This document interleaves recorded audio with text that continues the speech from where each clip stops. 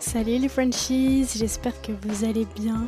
Je suis vraiment super contente de vous retrouver dans ce format de chronique audio avec ce 13e vlog déjà. On en est au 13e et pourtant ça fait 1 an que j'en ai pas fait puisque le dernier que j'ai sorti c'était le 1er avril pour vous annoncer que je me marie au Canada. Donc je suis vraiment pas régulière, mais là j'avais envie de vous faire quelques vlogs, vous allez en avoir d'autres par la suite, pour vous parler un petit peu de mes aventures au Canada, parce que comme vous le savez ou pas, ça va bientôt faire 2 ans que je suis arrivée en PVT, permis vacances travail, et que donc mon permis se termine le 30 mai 2023, donc dans 1 mois et demi.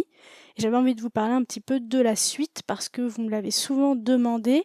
Et puis j'ai affiché il y a 2-3 semaines que j'avais un nouveau permis de travail, donc j'ai vraiment envie de vous parler un peu de tout ça aujourd'hui. Donc dans ce blog, je vais vraiment me concentrer sur les options qui s'offrent à vous, parce que vous êtes beaucoup à justement être au Canada et à vouloir rester par la suite après un PVT notamment. Donc je vais vous parler un petit peu des options qui s'offrent à vous quand vous voulez rester, prolonger un petit peu ce séjour. En tout cas, les pistes de solutions que moi j'ai regardées pour pouvoir justement, comme vous, prolonger mon séjour. Donc déjà, moi je suis venue en PVT, donc permis vacances-travail.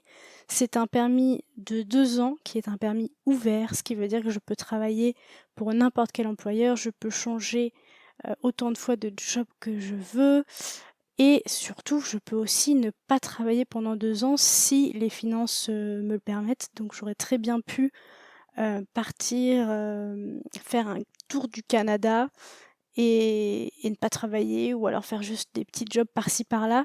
C'est aussi ce côté-là qui m'a attirée moi dans le PVT, c'est pour ça que j'en ai fait un. Donc, ce qu'il faut savoir avec le PVT, c'est que c'est 2 ans, non renouvelables, non prolongeables, et même si on a un job, parce qu'on entend souvent les gens nous dire bah oui, mais t'as un job, tu vas pouvoir le renouveler ou le prolonger, etc. Mais non, c'est absolument pas possible. Même si on a un travail et que notre permis se termine, on doit rentrer.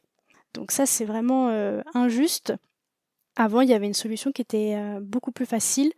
C'est qu'en fait, une fois que le PVT allait se terminer, on commençait déjà à remplir une demande de RP, donc de résidence permanente, puisque à l'époque, il fallait cumuler 1 an de semaines de travail, donc c'est-à-dire 52 semaines de travail pour pouvoir être éligible quand on fait une demande de RP. Ce qui n'est plus le cas aujourd'hui.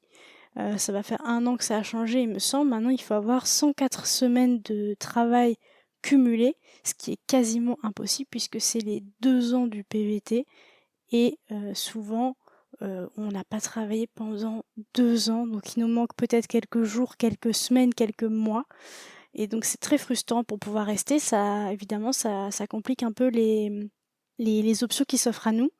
Donc voici les pistes de solutions que moi j'ai à regarder, sachant que ça ne remplace absolument pas les conseils d'un conseiller ou d'un avocat spécialisé en immigration, mais ça peut déjà vous donner quand même une idée de ce qui peut s'offrir à vous et des pistes de recherche pour vous, parce que il faut vraiment toujours revérifier et vraiment chercher de son côté, surtout pour ne pas faire d'erreurs, hein, parce que ça peut être très grave aussi de faire des erreurs. Vous pourriez être voilà, interdit de séjourner au Canada pendant plusieurs années. Enfin voilà, ça peut aller loin, donc surtout toujours revérifier les informations que vous lisez, et même celles que je vais vous dire aujourd'hui, parce qu'elles peuvent être valables aujourd'hui et ne plus l'être dans quelque temps. Je peux aussi peut-être avoir mal compris quelque chose, donc attention.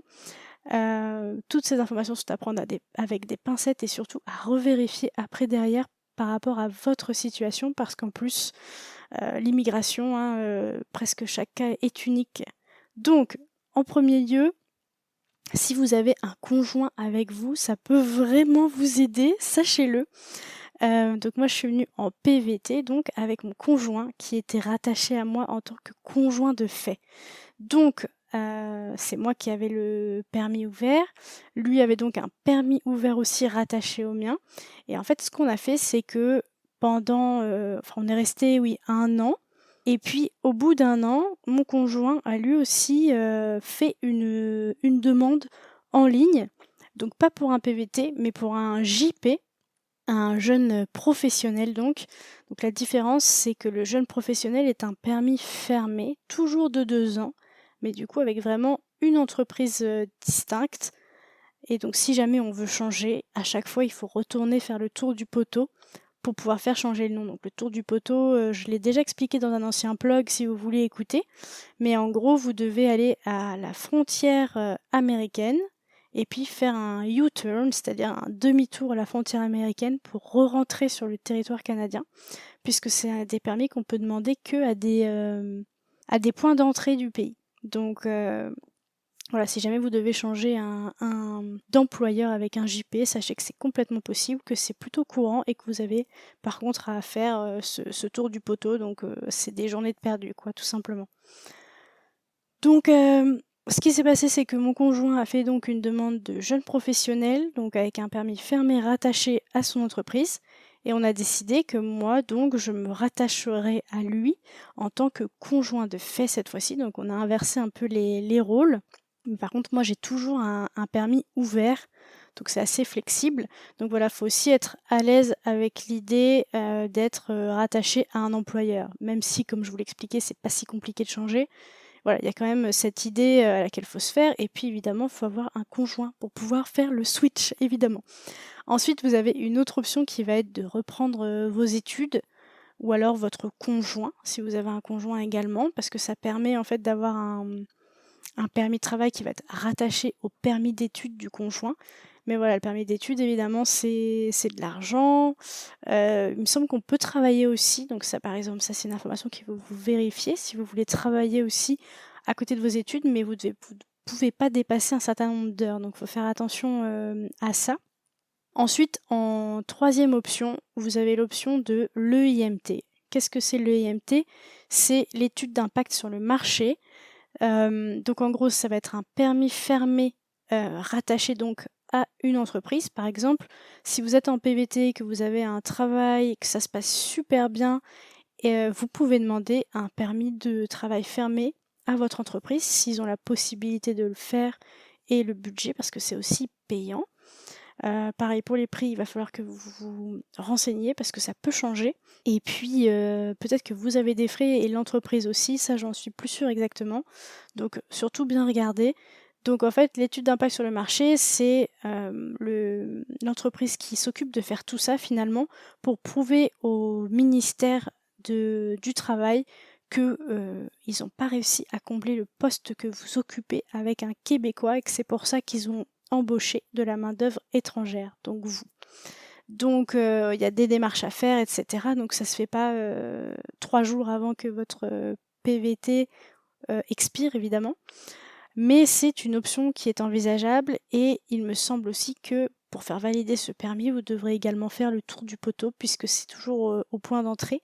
Donc il y a quand même un délai qui est quand même de 3-4 mois, je pense. Donc il faut quand même le faire, y penser en amont, on va dire. Ensuite, vous avez le VTM. Le VTM, c'est le volet des talents mondiaux. Alors, qu'est-ce que c'est? C'est en fait un programme d'immigration qui est exonéré de l'étude d'impact sur le marché. Donc ça, c'est vraiment génial. Ça veut dire que les démarches vont beaucoup plus vite et surtout, c'est beaucoup plus facile à faire.